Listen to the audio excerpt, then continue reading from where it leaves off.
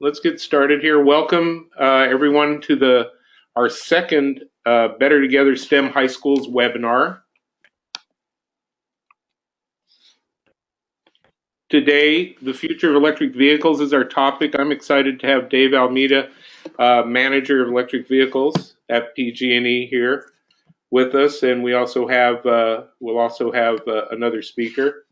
What we'll do is let Dave run his slideshow and tell us what's going on in the world of electric vehicles and the grid. Any questions that come up, we'll cover. After we wrap that up, Mark Edelston is here with Play It Learning to talk to us about FIRST robotics grants. Then I've got some recommended STEM resources related to the transportation topic, a reminder of a workshop coming up, and a fabulous door prize. And then we'll talk about the December topic coming up. The STEM high school program, for anyone who's new to the call, we're going to be trying to use the internet and these webinar series to share with schools the best that we can find for expert speakers, great content related to the rapidly changing energy and green energy and world of jobs and technologies. Want to be able to help you connect with local PG&E partners and other industry partners, and help you as teachers and schools be prepared to work with your students in building that career pathway. You know, PG&E wants to recruit and retain and help students help teachers and schools prepare students for careers in not just our own industry, but any number of STEM-related fields, and that's the purpose of our program. Well, we're going to have our, obviously, the webinar series and the curriculum that we'll offer, but we also have hands-on kits and workshops. The robotics grants we'll talk about. Other topics include how to explore STEM careers, and later in the series, summer internships and student scholarships. So I'm happy to turn this over now to Dave, manager of electric vehicles at Pacific Gas and Electric. Dave Almeida, I think I'd love to have your job. You can tell us, if you would, how you got here and what's exciting in the world of electric vehicles. So I'm going to just pass it over to you. I'm going to give you I'm going to make you the presenter. Okay, let's see how this works. Thank you for joining us, and take it away. All right, can you guys see my screen right now? I can. Yep, looks great. Okay, let me get into here. Okay, so all right, so hello everybody. My name is David Almeida. I'm a manager here at PG&E. I focus on electric vehicles. I think what would be interesting from Barry had mentioned to me is to talk about kind of how I got here from a STEM perspective. So I have a background in science. I studied molecular biology in college, as well as political science. So it's kind of a unique background in that respect. And I spent a number of years working abroad, not in the science field, but more in international development. And then when I decided to go back to graduate school, I wanted to focus on energy and the environment. Yeah, because there was something always that I was interested in from perspective of kind of a science aspect, but also where that science mixes with social science. And so I found anything related towards energy and the environment had that fit. I also personally feel that the biggest challenge for the current generation and moving forward is climate change. And so how can we really tackle that big problem, with, and if whatever I can do to be a part of that. So the way I saw that was energy and the environment. So that's kind of how I got here. Before coming to PG&E, I worked at the mayor's office in Los Angeles, focused on energy efficiency. Then with more of a background on policy and energy, then I moved into a role in at the nonprofit called the Center for Sustainable Energy, which I then moved on to focusing on electric vehicles more specifically, managing incentive programs for the states through that nonprofit, and then doing a number of customer research on the early adopters of electric vehicles, as well as working with cities and other state agencies to get prepped and ready for electric vehicle deployment through addressing permitting and building codes and kind of other fun dry stuff like that.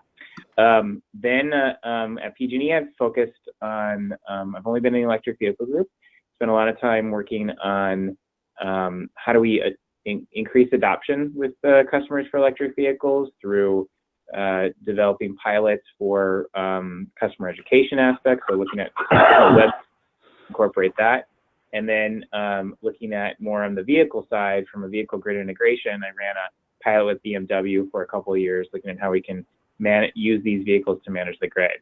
Over the past 10 months, I've been focused primarily on the launch of our deployment of charging stations, level 2 charging stations, which we're getting ready to do in January. We actually just launched our website, actually 2 days ago, and our application. So it's kind of a soft launch before we get into a more full market launch in January. So that's what I've been doing. I want to spend a little bit of time looking at the policy side of electric vehicles, a little bit about the market, and then a little bit about what PG&E is doing. And I have to apologize to everybody. I do have to run a little bit early on this call, but we've got an excellent speaker after me, so I'm excited for that. So let me run through a couple slides as we're going. Just ask questions if you've got them. And no need to kind of raise your hand or anything, just read. So from a perspective of kind of looking ahead at 2030, from a greenhouse gas reduction goals, electric vehicles are a big component to this. When you look at the targets that California is using or the levers that California is using to reduce emissions, it's really focused on three things: increasing renewable energy, increasing energy efficiency, and increasing clean transportation, specifically with electric vehicles. And the reason why they're really focusing on the transportation sector is because when you look at emissions on a sector-by-sector basis across the state of California, transportation is the biggest one. It's also the hardest one to regulate. When you compare kind of a electricity generation or industrial emissions, those are point source emissions. They're in one place where you can either add a scrubber or you can regulate that business to reduce their emissions. Transportation, there's multiple actors and they're much smaller, but together in aggregate, they make a big impact. So trying to regulate those folks effectively is difficult. So how do you do that? And so the state is kind of looking at three different ways of doing that, either through reducing vehicle miles traveled, increasing cleaner vehicle options, and then also reducing the carbon content of fuel. That's kind of their three-peg approach. And as a utility, we play the role of as helping to implement that. And I'm just going to talk about that in a minute, but I want to talk a little bit about the market here. This is important to understand from an electric vehicle perspective. I think, if you're around 20 years ago, you've seen some of those movies of Who Killed the Electric Car. We've seen EVs come and EVs go. But what's different about today is that we are seeing much more options for customers and for people, more so than we've ever seen before. So when we looked at 2011 as kind of the first launch year, we had 4 vehicles on the market, but 2 of them really accessible to people. As we get into 2017, we have tons more models and more coming. We're seeing the release of exciting models like the Bolt or the Model 3 that have that 200 plus mile range, which is really the sweet spot for moving into that. We also see options moving forward within different types of vehicles, like the Chrysler Pacifica, which is a plug-in hybrid minivan. So lots more options. For us at PG&E, what's really exciting to us is that we're really kind of the center of electric vehicle deployment in the country and to some extent in the world. We've got, around 3,000 new EVs that are coming in each month onto our grid. And that's about a 50% increase in, if we compare our sales from 2017 to 2016. So that's pretty significant. And we're seeing these sales are increasing over time, which tells us that this is not a flash in the market, that we've got some teeth here, and we need to really invest and provide these services to our customers. We also we see that there's a lot of benefit here for us to leverage these vehicles as grid assets moving forward. A little bit more about the market updates. This is kind of just to show you, it took a long time to get us to 50,000 EVs, about 58 months. Our second 50,000 is 23 months. If we're going with the same projections that we've got right now, we're going to get that in less than 16 months. And it could be even shorter, depending on what we're seeing within the market. One of the things that we're looking very closely at is Model 3 deployment. We're expecting somewhere around 40,000 electric vehicles coming on just with the Tesla Model 3. That's a pretty significant boost to the market when we've got about 130 in our market right now. I'd like to kind of just show a little bit of kind of a fun fact from The Economist. Even the pessimists are looking at raising their vehicle forecast. So you've got OPEC, who I would argue is probably not the biggest electric vehicle supporter, since they manage or they're an oil cartel. But they've even accelerated their forecast significantly because they see this continuing to move up. So before I go into what PG&E is doing, any questions about the market or anything?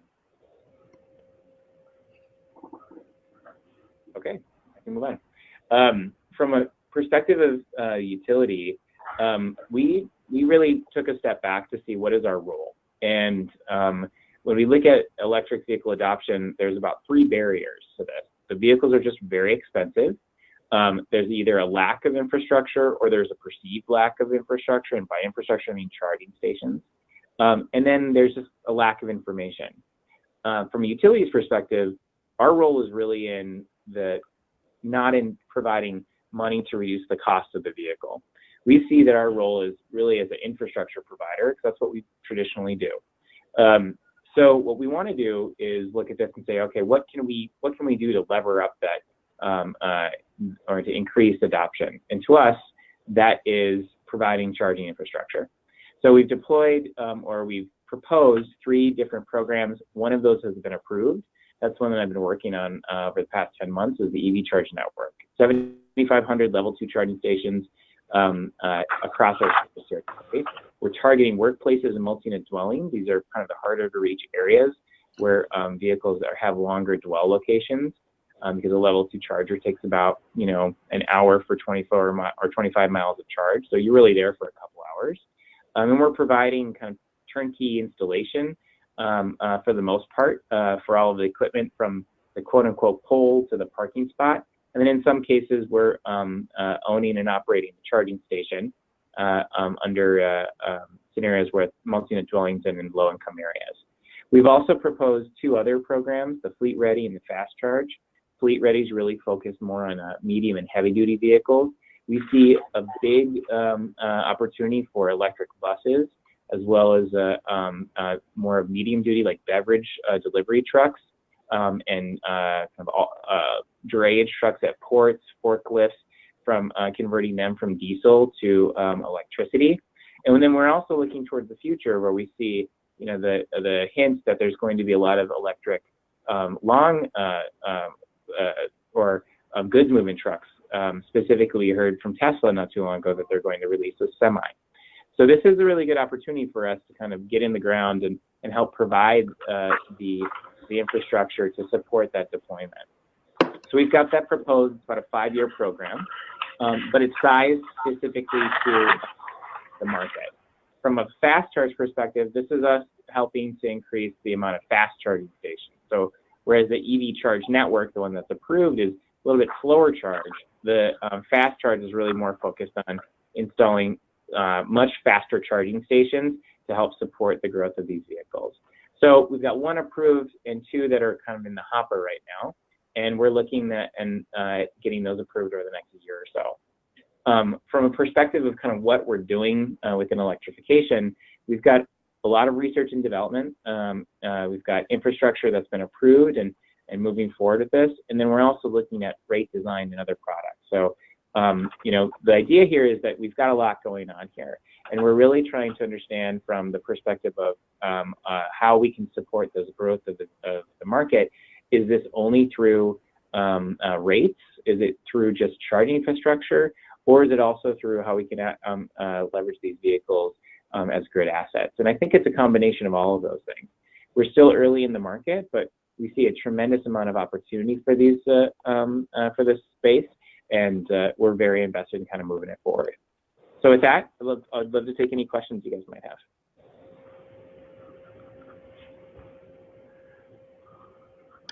I've got a question. Yeah.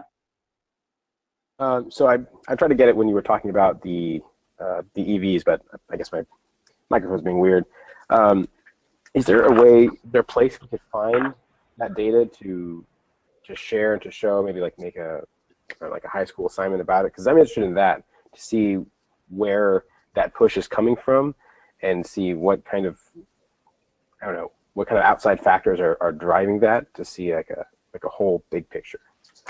Oh, you mean from like deployment? Yeah. It's like where is that information located? Yeah, it's not so easy sometimes to get it, but I think there's a good proxy for you to look at.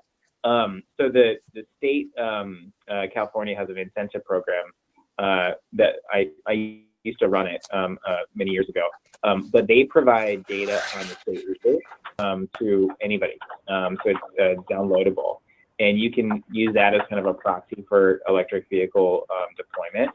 The program is called the Clean Vehicle Rebate Program, CVRP, and they do have a data page where they provide just downloadable CSV file format. And so from a perspective of a kind of a high school student doing a project, they could easily take that data and run some analysis. They also have a page on the website that looks at kind of running stats from some survey work that they've done with these rebate customers. So it's a good opportunity for a high school student to kind of get their feet wet looking at data analysis and market analysis. Cool, thank you. Yeah, no problem. Thanks for that, David. I'm familiar with that website, and I'll send something to you, Nathan, and to all the teachers, some links for that. Cool. Anybody else?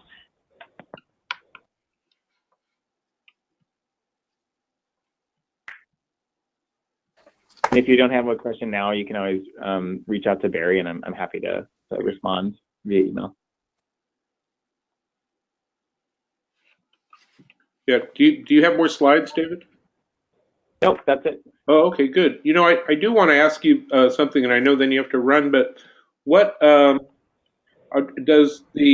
if I was the grid, I'd be worried about a lot of cars plugging in and putting spikes in the demand curve, so to speak. Is it a concern to a utility company or to the independent system operator, you know, the grid? Or are there opportunities with vehicle to grid, for example? What's the? Yeah, no. Yeah, go ahead. No, I think that so that's a good question, and that's something that we definitely looked at very early on. And before vehicles came out, everyone's very nervous about having, you know, transformers go down and have this kind of overload on our local distribution system. Sure. And we've been doing a report called a load research report for the past 5 years that has shown that it really looks at upgrades required based on EV adoption. So like distribution upgrades that were triggered because of the vehicle, and we haven't seen much of this, so it hasn't really materialized. A lot of this has been that not everybody charges every day. Right. A lot of people charge on level 1, And we have a lot of people that wait to do their charging until later on in the evening because we have TOU rates. Right. So time of use rates that encourage people to do that. So that's kind of more of a, simple, blunt instrument to manage load. Now, moving forward, the real opportunity is how do you unlock that beneficial load and move it around the day? And that's when we get to not vehicle to grid, I would say, more vehicle grid integration. So how do you turn people on, turn people off, depending on when it's good? And that's kind of a trickier thing that we're really looking into, because there are strong benefits to having vehicles turn on and turn off just for 15 minutes. Yeah. And if you can do that within like a 3-hour charging window, then you're not impacting somebody's commute, then they can get a benefit, we get a benefit to reduce stress on the grid. Yeah. They get a benefit for passing on that, the additional cost that we would have to pay to stabilize the grid onto them. And it's a good environment, it's a good just customer experience. That's a complicated thing to do though. So we're still working through how we do that. And, quite frankly, I think it's this debate between having these more simpler terms like a time of use rate with a more punctuated programmatic approach. But it's definitely something we're tracking. It's not a huge issue right now, but it's something that we're becoming more mature every year. Right. I appreciate that, and I know you got to go there. The last thing I would ask is, because of the top, this is the STEM high schools and careers. Where do you see growth? What would be what's a great major for students who are to pursue that want to be involved in your world? Is this an electrical engineering, IT, mechanical engineering? What do you think? I think IT. I think more and more you're going to have a lot of IT jobs that are coming into that.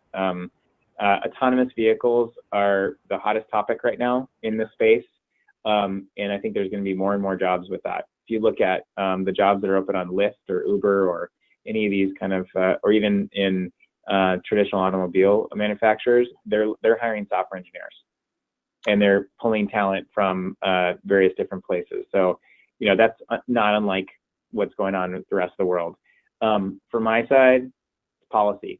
So somebody that has that blend between policy and the ability to kind of understand more some of the technical stuff. They don't have to work in the details of that, but understand how to kind of navigate between the two of those. So, in general, having somebody that's a very strong writer, a good communicator, has the ability to do some quantitative skills, or at least know kind of when there's BS within quantitative analysis. Right. Those are kind of a strong skill set to use. And then kind of from a market perspective, there's tons of jobs that are opening up in that software space. And I only see that autonomous vehicle market growing and growing and growing. Right. That's terrific. Cool. Yeah, well, great. It was good talking with everybody. And then just let me know if you've got any follow-up questions. And I'm sorry I got to run a little early. Okay. Thank you. Thank you, David. Thanks. Bye. Thanks, David. Bye. All right. Well, that was fun. I really appreciate that. Next, we have Mark Edelman, co-founder of Playing It Learning, to speak to us about the first robotics opportunities. Mark, are you on the line? You'll want to unmute if you're muted.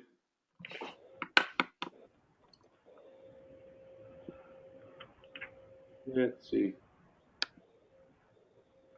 Connected to audio.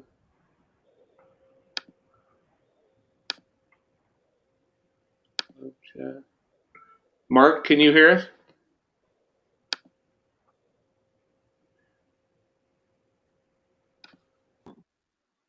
Looks like his name is still there, but his audio is not on. Muted. I've sent him a unmute request. Unmute request. If he was on a Mac, I know a lot of Macs have this issue, but I could not get my audio to function. Oh, weird. From my phone or from my computer. I had to switch on my phone. It might be a network issue because I wasn't getting video either. Right. If he's still at work, at school. I don't know. Oh, this is unfortunate. I don't see attendees. I know he's on the call.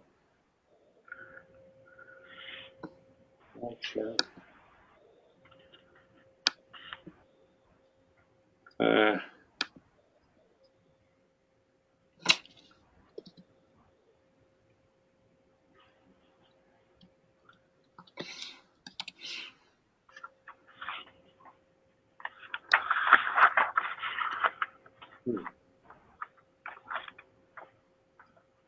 You want me to message him? yeah, why don't you do that? All right. And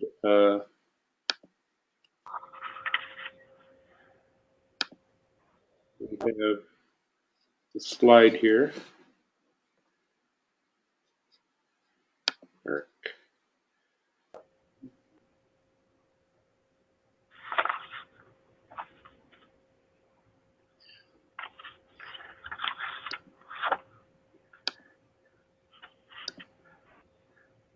I can also talk about our program if we don't get him back on in a minute. Yeah, Emily, you're in a better position to speak to some of the points. Can you hear me now? Oh, yay! Oh, is that Mark? Yay! Yes, I don't know what happened to the first phone call. It apparently decided to disconnect me. So I've dialed in on a different phone. I was hearing you just fine. Yeah, you just weren't hearing me. I'm glad you're back. Welcome back, Mark. Thanks for persisting. All right, so I'm ready when you are. Okay, good. I have your slide up, and I'm excited to have you here. Thank you, Mark, for joining us. You're co-founder of Playing It Learning, and you're which is the Northern California partner for First Lego League and the First Tech Challenge. And you have 15 years as a software engineer in the semiconductor and storage network fields. But now you're with us in robotics and Playing It Learning. Thank you for joining us, and we're happy that you're able to tell us about the fabulous opportunities that our schools have with working with the robotics. Take it away. Excellent. And tell me when to advance the slide. I've got the slideshow. Yeah. So first off, thanks everyone for inviting me to be a part of your meeting this afternoon. Excited to tell everyone a little bit about First Tech Challenge and how you can take advantage of some support potentially with PG&E's aid as well. Let's go ahead to the next slide. There you go. Yeah. So First is a nonprofit out of New Hampshire. It got created with an effort to try to find ways of getting kids excited about science, technology, engineering in a way that was fun. So what they came up with was a series of competitive programs that involve students working on various levels of robotics. Along the way, it's evolved to be a lot more than that. It's really dead in line with the development of a really great set of very positive life skills. There is an extraordinarily incredible community that has developed in supporting it, and it's just a lot of fun, and it's just amazing.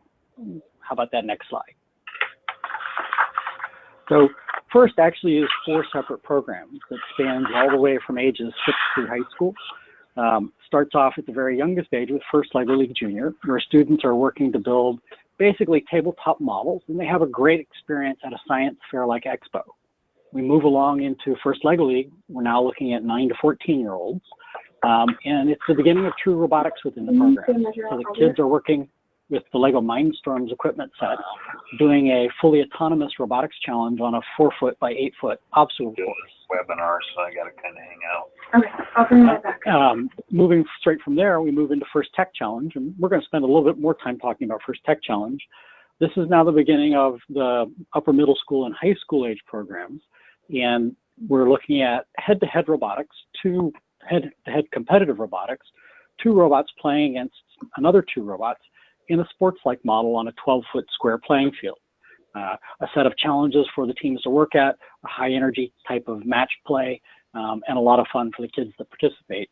And then the 4th program through First is the first robotics competition. It was their original program, and it's the oldest. In this program, the kids are working together as a group to build a rather large-scale robot, typically 2 foot by 3 foot, 3 or 4 foot tall, and as heavy as 120 pounds, to play in a 27-foot wide, 54-foot long playing field. Let's go ahead and jump to the next slide, and let's talk a little bit more about First Tech Challenge. Oh, back. One more slide on first. Along the way, I mentioned earlier that it really has evolved into much more than just the robot. First tagline right now is more than robots. And what we're finding, and what I've found in being involved for as many years as I have, is that the kids come in with interest and passion. We set them on a path, but the skills that really benefit them the most out of it aren't the technology skills as much as they are the life skills. So time management, project management, collaboration, compromise, all the things that come out of working in a very intense, challenging environment, and really does build great 21st century work-life skills. The teams are also based around the idea of entrepreneurship. And so the teams effectively generally model themselves as little startups. So they think about their product, what they're developing, what their timelines are, who their funders are, and they have a lot of fun going through the experience. How about that next slide? So First Tech Challenge, teams of up to 10 students. I guess it's currently now 15 students. Some of these slides are from First and they're a little outdated. We're looking at upper middle school students into high school. The team of up to 15 students is going to work together to build a roughly 18-inch cube-sized robot to play on a 12-foot square playing field. They don't play this game alone. It is a sports-like model where they are in an alliance with another team. So those two teams work together to play against another two teams in a head-to-head sports-like model. This year, the theme is relic recovery. The kids are working to basically play a pattern creation game with 6-inch foam cubes and with a little bit of a Indiana Jones style archaeological theme. How about that? Can we go to the next slide, please? The equipment set the teams are working with is Android-based. So they're actually using Android phones to develop the control system that runs the communication between a driver station and the robot itself.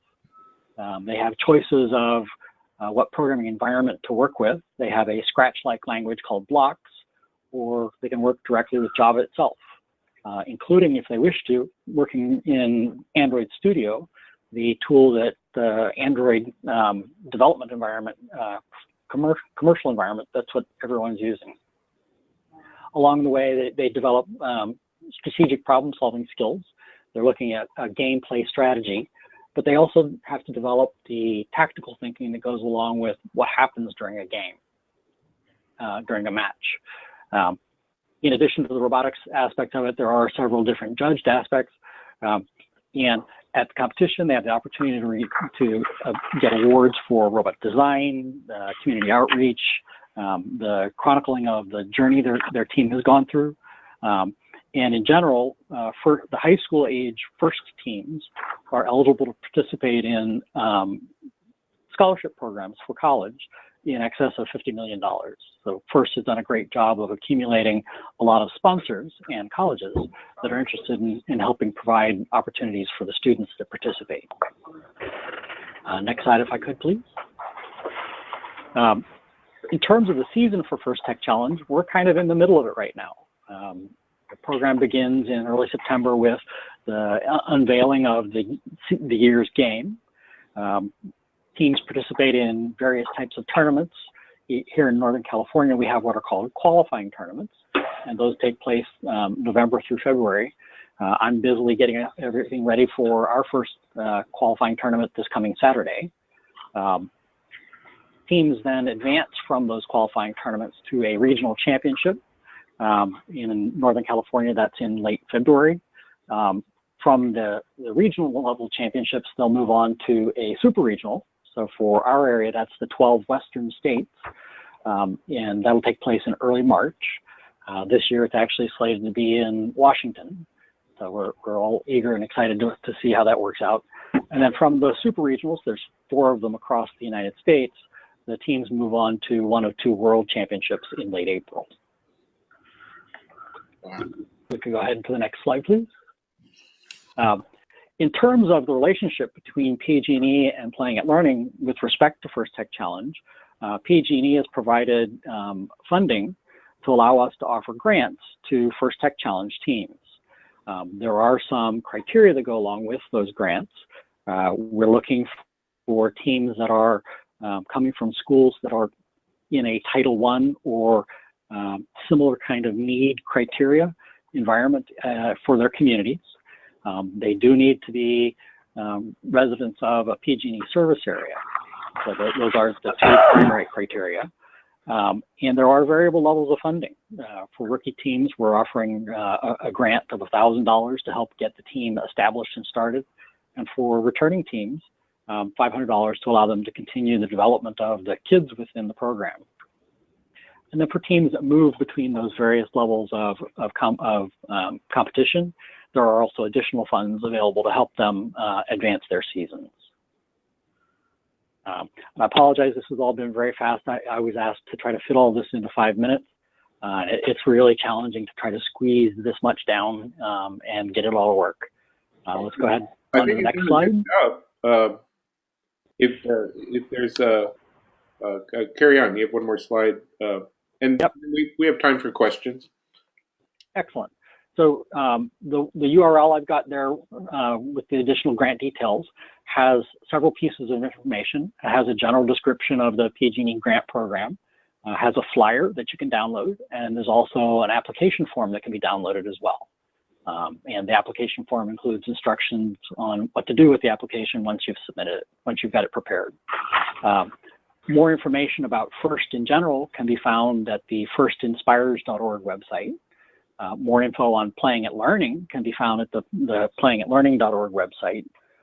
Additionally, we maintain a program-specific site for Northern California, norcalftc.org. And then my counterpart in the Los Angeles, Southern California area maintains a firsttechsocal.org website. So some of the dates I gave for timelines will vary a little bit based on whether you are a Southern California team or a Northern California team, but the general flow to the season is pretty similar.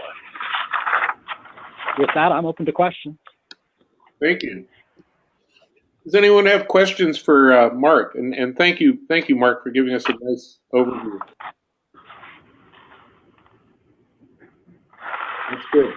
I'll send everyone to I'll be sending you links, and they'll include the links to this program. Emily, do you have anything to add? No, just a thank you, Mark, for joining and sharing the news. This is kind of the best kept secret that there are grants available to help get these programs off the ground. So if you already have an existing program, if you're thinking of building one for this year or next year, reach out to Mark and the team at FIRST. We can go to pg.com/first, and it has the details about the grant program. Thanks, Mark. Thanks again, Mark. You're welcome. Thank you. So we like to recommend curriculum that's related to topics with each webinar, and the NEED project has these are available free for free download, and I will send everyone links to these. The transportation fuels debate is a great high school critical thinking activity that I think it's a great chance to teach about the different fuels that are available out there, ethanol, including electricity. Transportation fuels enigma is similarly built around high school classrooms and intermediate levels as well, and is a fun way to describe and learn about multiple different ways of fueling transportation, not just liquid fuels. Oops, sorry.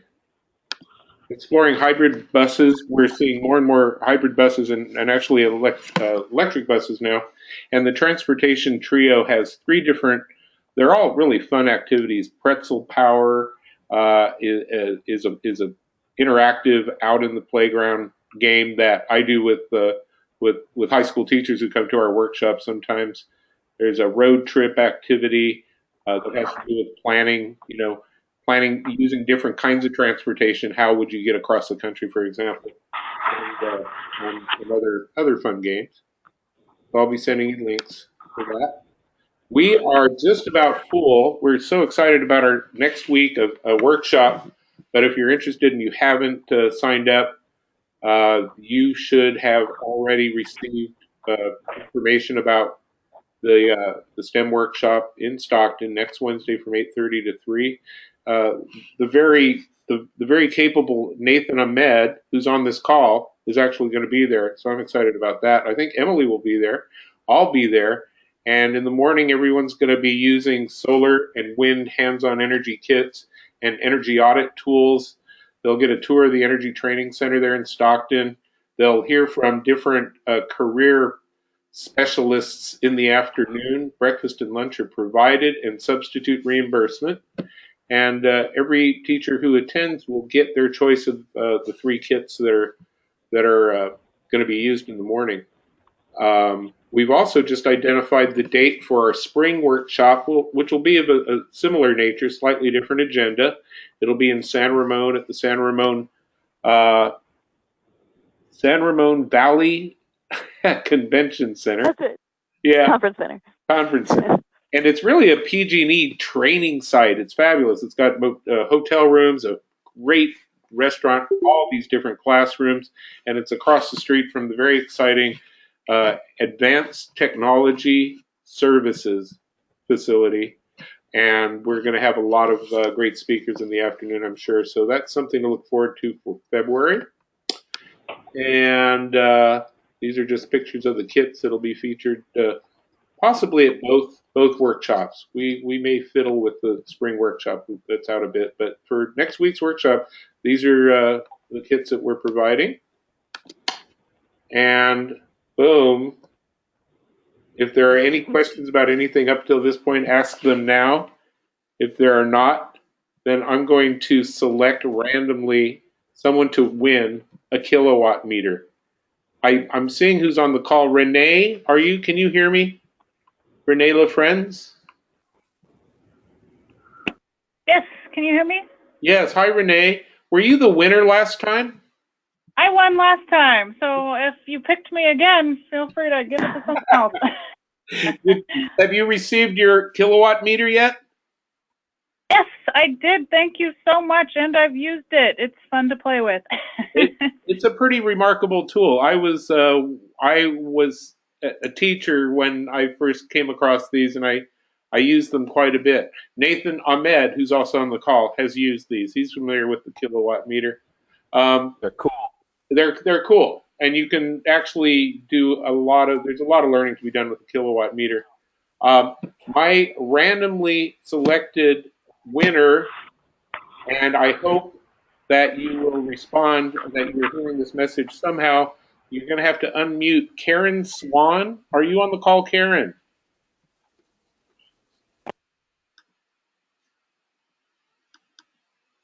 She says yes. Is she there? Yeah. Send a test. Can you unmute her? I'm going to Karen Swan to all. I'm going to say you're the big winner. Woo-hoo. I'm in a room where I haven't figured out the microphone yet, but hopefully, Karen, you're the winner. I just sent her a text, and she's the winner. So if she's in a room when she hasn't figured out how to use the microphone, that's all right. Congratulations to her, and everyone, thank you for joining us. You're going to be sent a recording of today's presentation, a link to the First Robotics program. I'll send a link to the Clean Vehicle Rebate Program and links to the curriculum I mentioned. And next week, please join us. Bring a friend. Recommend this fabulous webinar series to other teachers.